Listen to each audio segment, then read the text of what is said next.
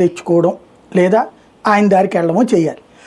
ఎందుకు అంటే నాకు మొన్న మధ్యన సినిమా ఏది ఛత్రపతి అనుకుంటా కదా, మా ప్రభాస్ సినిమా ఒకటి, దాంట్లో ఈ శివాజీ షిండే వాళ్ళ తమ్ముడిని చంపేస్తాడు హీరో. ఆ తర్వాత శివాజీ షిండే వస్తాడు.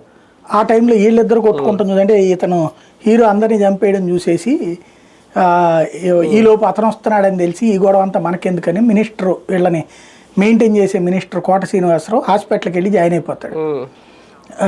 లోపలికి ఎవరు రాని ఇద్దరు రకరకాల రోగాలు ఉన్నాయి, చచ్చిపోయే పరిస్థితిలో ఉన్నాడు, నెల దాకా ఎవరిని గెలవడని చెప్తాడు అని చెప్పమంటాడు డాక్టర్. డాక్టర్ అదే మొక్క బయట చెప్తా ఉంటాడు TV9 వాళ్ళకి, అంటే TV9 పెట్టారు అక్కడ. ఇప్పుడు నేను చూస్తే ఎట్టుందంటే ఈయనేమో పవన్ కళ్యాణ్ ఏమో పవన్ కళ్యాణ్ నిన్న మీటింగ్కి రావాలి, మొన్న క్యాబినెట్కి రాలా, తీవ్రమైన నడుము నొప్పి, సయాటికా నడుము నొప్పి, తర్వాత వైరల్ ఫీవర్ అన్నారు.